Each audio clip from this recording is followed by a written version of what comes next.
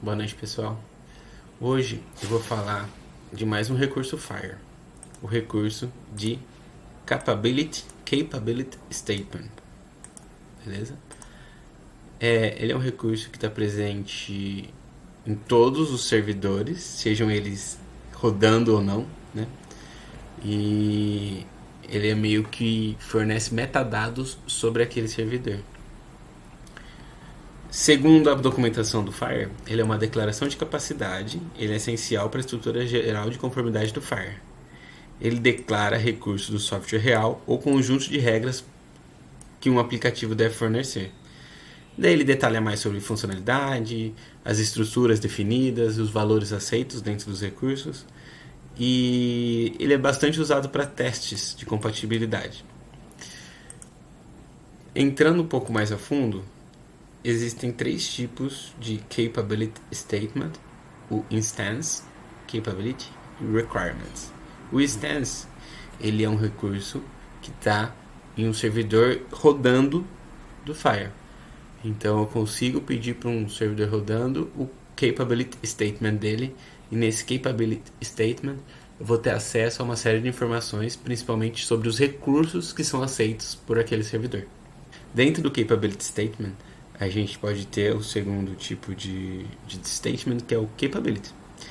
Ele está relacionado não a um servidor rodando, um servidor que você pode baixar, utilizar algum servidor de terceiros, e aquele servidor, antes de você fazer ele rodar, ele vai ter esse Capability para você saber quais são as funcionalidades que ele espera que estejam rodando para estar em conformidade com o que quem desenvolveu pensou.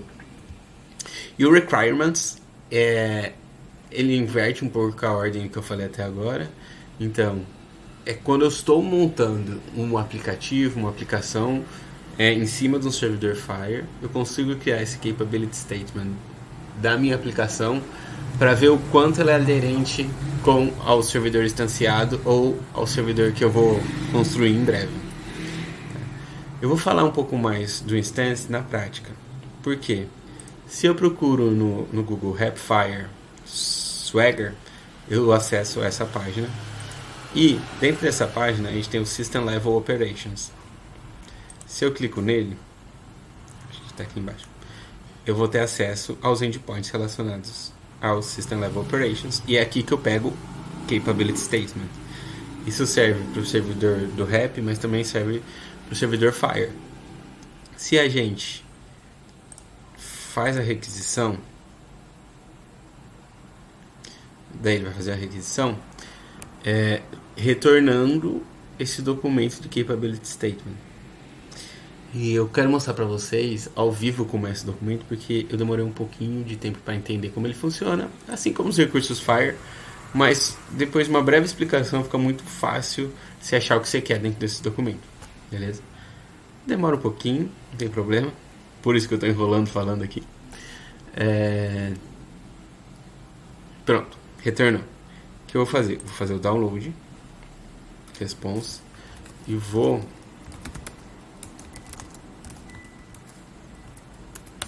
pode ser qualquer um que eu já tinha baixado, abrir esse documento, né? E ele nada mais é do que um recurso Fire, porque ele começa com resource type. E aí ele é muito grande. Esse do Rapfire tem 47 mil linhas, quase 48. O que vocês vão querer ver aqui? Que é um Capability Statement. Então, foco aqui. Beleza, eu estou no recurso certo. E que ele é do tipo Instance. O primeiro tipo que eu estava falando para vocês até agora. Então, ele pode ter de outros tipos. E o Instance, ele está se referindo a um servidor rodando. Tanto que eu fiz uma requisição para ele. E ele me respondeu. Vai ter algumas informações ok, né? Então vai falar o nome do software, a versão, a implementação, a URL para você acessar ele. Inclusive, se a gente pegar essa URL aqui, entrar aqui, ele vai me retornar para o próprio servidor. Então tá correto.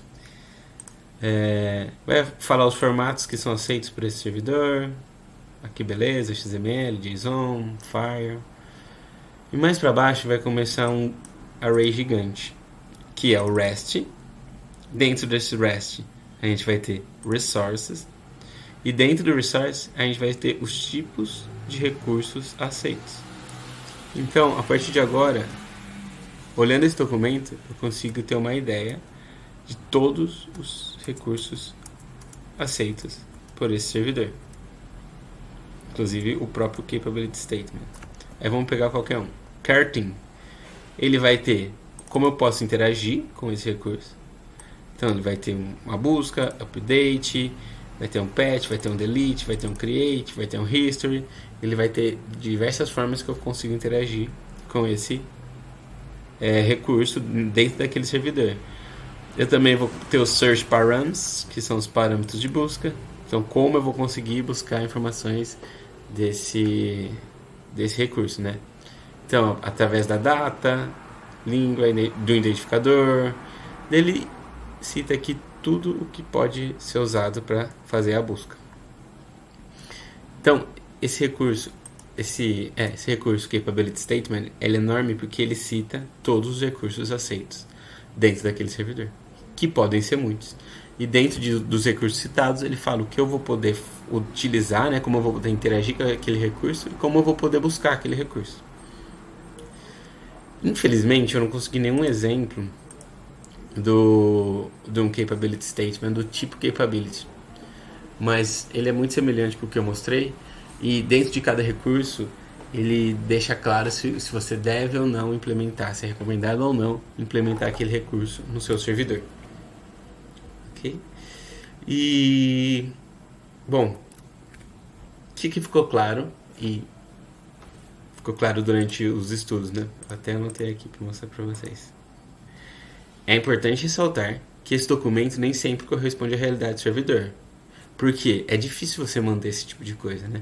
As coisas vão se alterando e nem sempre você vai buscar um Capability Statement e ele vai estar, de fato, correto com a versão atual do servidor. Mas ele serve de guia para testes. Então, se eu for testar um servidor, então eu vou poder testar se ele vai ter o recurso Substance e eu vou conseguir testar todas as interações para ver se eu estou conseguindo fazer certinho. E vou testar todos os tipos de busca que aquele tipo de recurso pode ter. Então ele serve muito para teste. Só que o que é importante, né?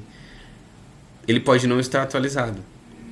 E o que é recomendado nos vídeos que eu já vou mostrar é que você realmente explore a API. Você pode usar esse Capability Statement como base para você entender o servidor, fazer seus testes. Mas se você realmente mandar mensagem, ver o que ele responde em cada endpoint, também pode te ajudar a saber se o que está lá no Capability Statement está certo ou não. Por último, eu vou mostrar os vídeos que eu usei de base para gravar esse vídeo. Que na verdade são dois. Esse Fires Capability Statement Explained by Nick, bem daorinha, bem simplesinho, 8 minutos, rapidinho, dá para entender. Ele fala muito dos tipos de Capability Statement. E depois o do Josh Mandel, que ele é bem famoso na área, que ele mostra de fato como você interpretar, como você buscar, guiando você para assuntos mais profundos, inclusive Structure Definition, que também é bem importante para o Fire. É bem importante você entender esse assunto. Então eu deixo aí como dica esses dois vídeos e agradeço a todo mundo. Obrigado, pessoal.